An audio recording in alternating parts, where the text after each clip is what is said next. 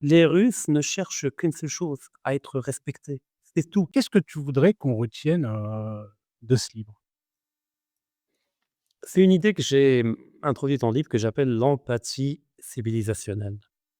Que quand on parle d'un peuple, peu importe lequel, peut-être les Français, les Russes, les Marocains, ce que vous voulez, il faut apprendre de manière méthodique à être capable de s'extraire de son ancrage civilisationnel pour essayer de se mettre à la place de l'autre, essayer de sentir, c'est littéralement charner, de sentir comment l'autre voit les choses.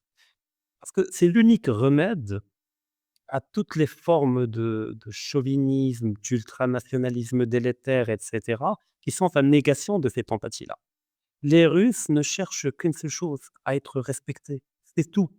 À être traités comme des humains, à être traités d'égal à égal. C'est pas qu'ils voulaient intégrer, c'est qu'ils voulaient être reconnus comme un égal, que les Russes soient reconnus comme des égaux des Mmh Occidentaux, des mh. Européens.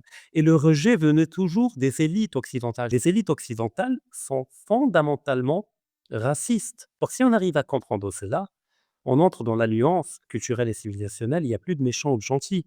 Il y a des gens qui pensent différemment, à tort ou à raison, c'est l'histoire qui me l'apprend, mais il faut apprendre à sortir de son enveloppe civilisationnelle momentanément, pour intégrer l'enveloppe d'un autre, essayer de comprendre qu'est-ce qui l'anime réellement. Et ça permettrait d'éviter beaucoup de conflits, beaucoup de dépenses énergétiques, de guerres, et cetera.